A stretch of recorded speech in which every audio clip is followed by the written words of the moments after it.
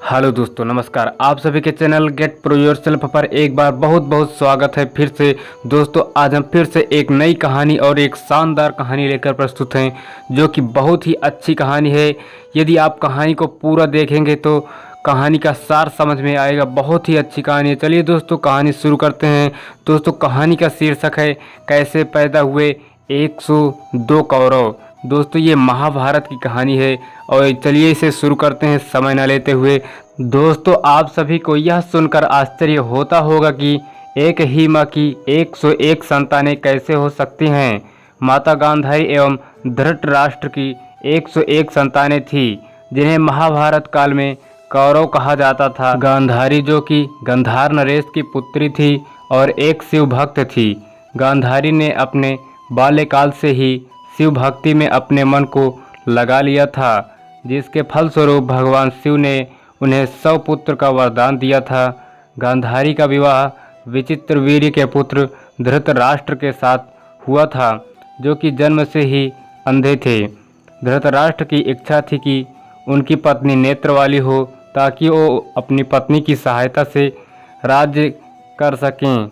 लेकिन जैसे ही गांधारी को विवाह प्रस्ताव मिला, उसने अपने पति धर्म को सर्वोपरि रख विवाह के पूर्व ही अपनी आंखों पर जीवन भर के लिए पट्टी बांधने की प्रतिज्ञा ले ली, जिससे धृतराष्ट्र बहुत क्रोधित हो उठे, क्योंकि इस कारण धृतराष्ट्र को हस्तिनापुर का राजा नहीं बनाया गया और पांडु का राज तिलक किया गया। अपने क्रोध के कारण धृतराष्ट्र ने गांधारी को अपने समीप नहीं आने देने का फैसला लिया। यह जानने के बाद शकुनी, जो कि गांधारी का भाई था, उसने धृतराष्ट्र को शिव जी के वरदान के बारे में बताया और कहा, आपका पुत्र ही आपके स्वप्नों को पूरा करेगा और अपने 99 भाइयों के होते हुए कभी परास्त नहीं होगा। यह सुन महत्वाकांक्षी धृतराष्ट्र को अपनी इच्छा पूरी करने का एक रास्ता नजर आया। अतः धृतराष्ट्र ने गांधारी को पत्नी के रूप में स्वीकार किया, जिसके बाद गांधारी को गर्भ धारण किए 10 महीने से अधिक हो गया, लेकिन प्रसव नहीं हुआ। 15 महीने बाद गांधारी को प्रसव में एक मांस का टुकड़ा हुआ, जिसके कारण सत्यवती एवं धृतराष्ट्र ने उन्हें बहुत कोसा। नाराज धृतराष्ट्र ने अपनी पत्नी को अधिक कष्ट देने के उद्देश्य से गांधारी की प्रिय दासी के साथ संबंध बनाए।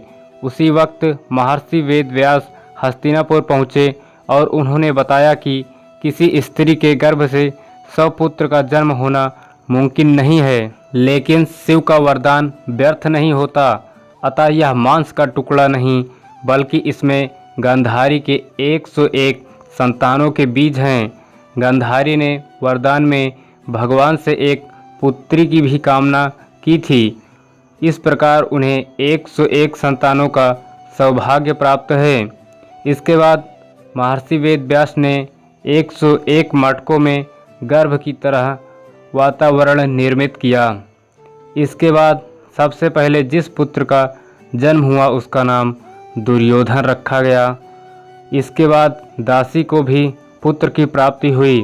अतः कौरवों की संख्या 100 नहीं 102 थी, जिसमें वाहन दुशाला सहित 100 संतानें गांधारी की एवं एक संतान उसकी दासी की थी। यह था कौरवों के जन्म से जुड़ा सच।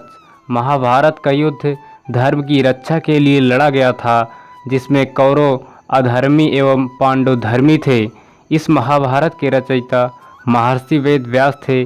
उनके बोलने पर महाभारत को स्वयं गणपति जी ने लिखा था एवं इस महाभारत के सूत्रधार स्वयं श्री कृष्ण जी थे, जिन्होंने धर्म की इस लड़ाई में पांडवों का मार्गदर्शन किया था। दोस्तों, आज की कहानी कैसी लगी कमेंट बॉक्स में लिखना ना भूलें। कहानी अच्छी लगी हो तो इसे लाइक कर देना और चैनल को भी सब्सक्राइब कर देना। अगली कहानी के साथ फिर से मिलेंगे, तब तक के लिए जय हिंद, जय भारत, नमस्कार, वंदे मातरम।